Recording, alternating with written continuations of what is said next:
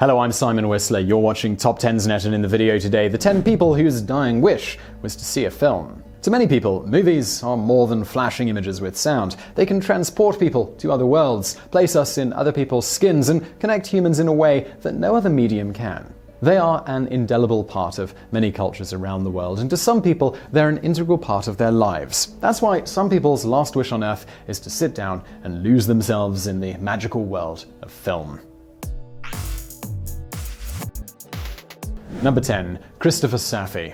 Christopher Saffy of Spotsylvania, Virginia, was born with kidney problems and had his first surgery when he was only 18 days old. When he was 2, he had surgery to get a kidney transplant and was given a stoma, which is a hole in the abdomen that leads to the bladder. By the time that he was 11, the transplanted kidney was failing and he needed a new one by the end of May of 2001, or his life would be in danger. It was during this time of uncertainty that the Make-A-Wish Foundation got involved. On July 24, 2001, they flew Christopher to Hollywood, where he met Jackie Chan and attended the premiere of Jackie Chan's Rush Hour 2. Also, while at the movie, Saffy met other movie stars, including Chan's co-star Chris Tucker, as well as Jamie Foxx, the Olsen twins Jennifer Love Hewitt, Steven Seagal, and Pauly Shore. But even during his visit, Saffy was aware of his illness. He was in Los Angeles for 4 days and had to go to the hospital twice for dialysis. Upon returning home, Saffy did get a kidney transplant, but it failed. As a result, he had to keep going for dialysis a few times every week from the age of 11 onwards. Despite his illness and being forced to miss a few days of school every week, Saffy graduated from high school in 2009, just a semester later than scheduled. Number 9. Daniel Fleetwood. Like many kids, and even adults, Daniel Fleetwood fell in love with Star Wars when he was first introduced to it.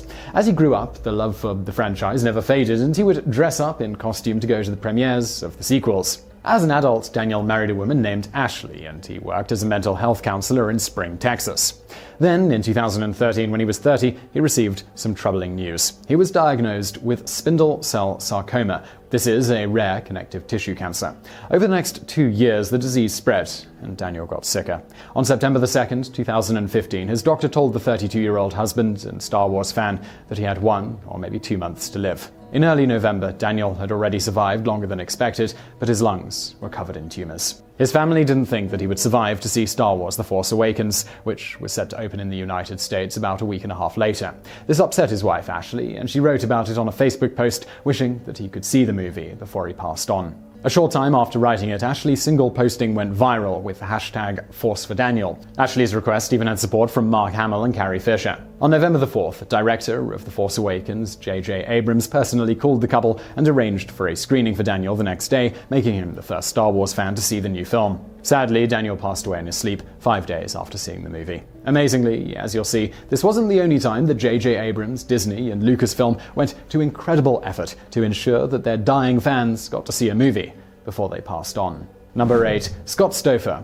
Scott Stouffer of Maple Park, Illinois, had always been a fan of the J.R.R. Tolkien books, so when the Peter Jackson adaptations came out, he would take his wife, son, and 2 daughters to see them. They started with the first Lord of the Rings film, The Fellowship of the Ring, in 2001, and from there it grew to be a holiday tradition. The family saw all of the Lord of the Rings movies and the first 2 Hobbit movies together. They managed to do this even as the children started going away to school and moving out. Before the family got the chance to see the 3rd and final installment of The Hobbit, Scott was diagnosed with neuroendocrine, and in mid-2004 he stopped treatment because it wasn't working. By the fall, his health was much worse, and it didn't look like he was going to survive until December 17th, when The Battle of the Five Armies was set to be released. So Scott's youngest daughter started a social media campaign asking Warner Brothers to allow her family to see the 6th and final Jackson Tolkien adaptation, just like they had done every holiday when one of the films was released. Warner Brothers responded by saying that they work with the Make-A-Wish Foundation, and they try to grant as many wishes as they can, but they could not do individual wishes like the one Stouffer's family were looking for.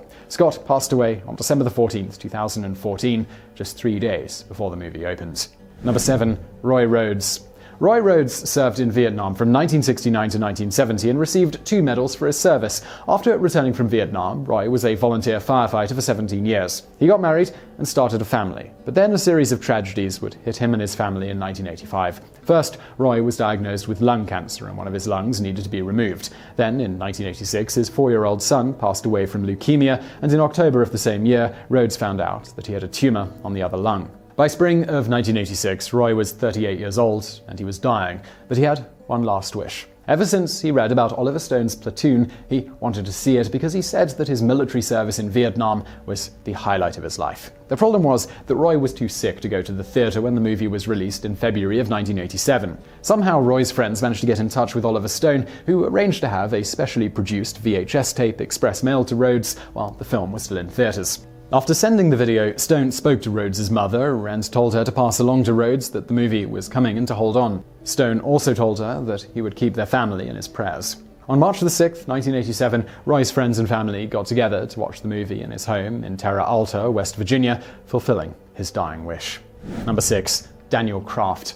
Daniel Kraft was a film buff who lived in New York City. He worked for MTV's data department and was also one of the founders of the New York Asian Film Festival.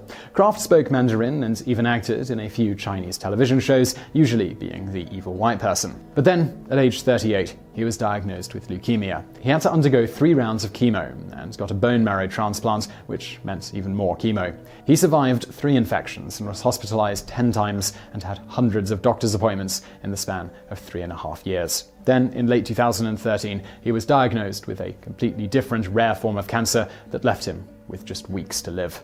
Daniel's wife, Paige, was willing to do anything to help her dying husband. In December of 2013, she managed to get Daniel out of the hospital to see The Hobbit: An Unexpected Journey, because before the movie there was supposed to be a special 10-minute preview of Star Trek Into Darkness, and Daniel was a huge Star Trek fan. But for some unfortunate reason, the preview wasn't screened at the showing they went to.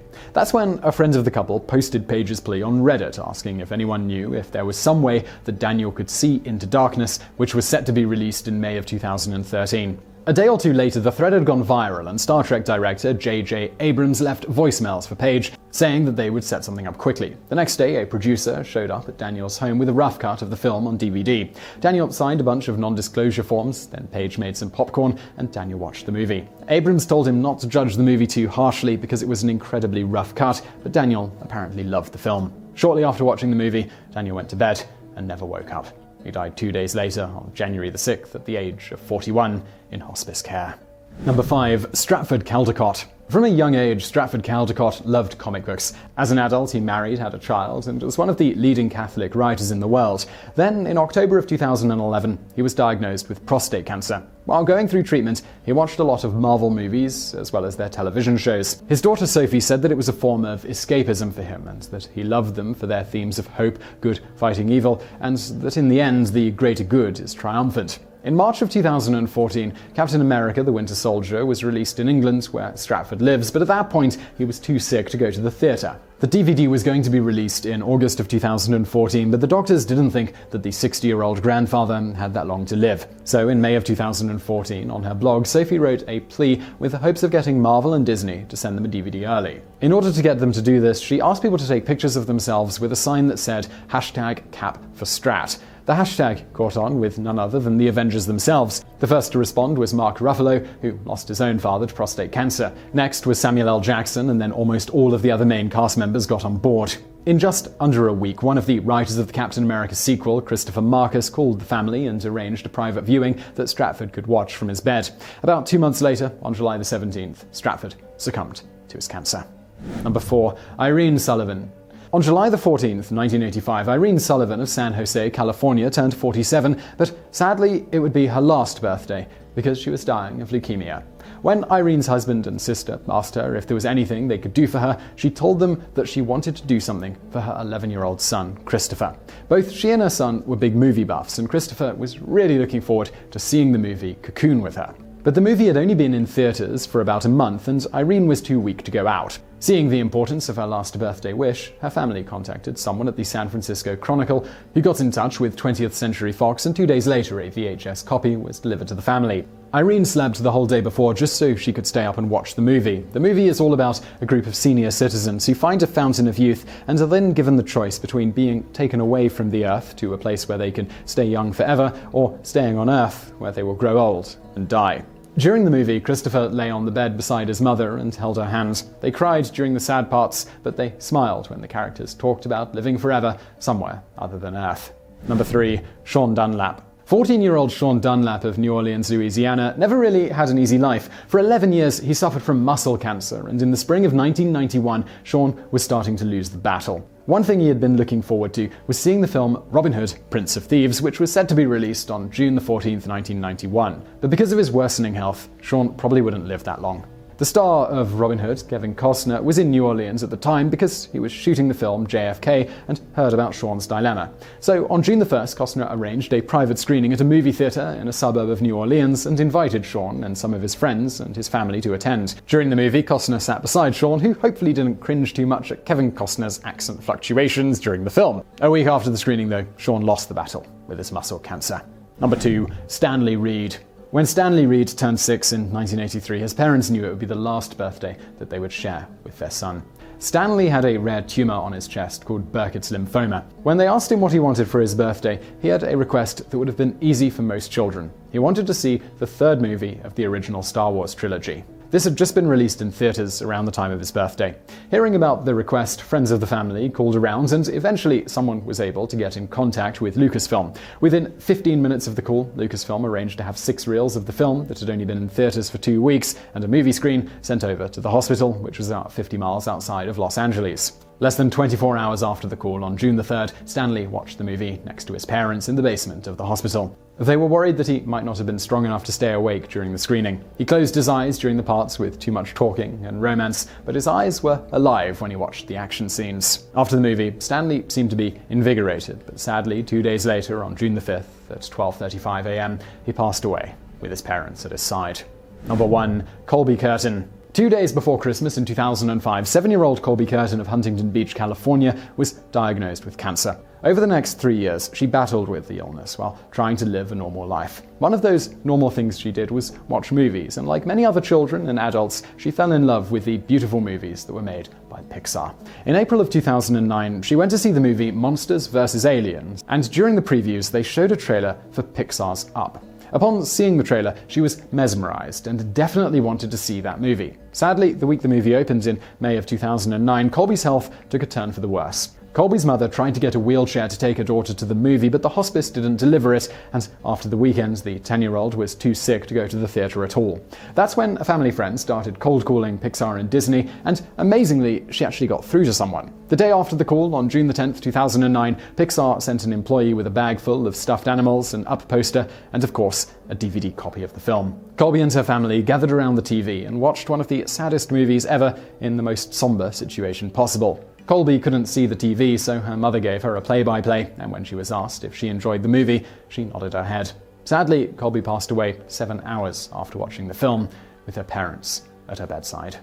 So I really hope you enjoyed that video. If you did, don't forget to subscribe to this channel for brand new videos every day of the week. Also, I've got another channel, it's called Today I Found Out, and on that channel we have content very much like this, except we dive into one specific subject in real depth. You can check that out through the icon on the screen now. But if you're looking for something else to watch right now, why not check out another TopTenz video or a Today I Found Out video over there on the right.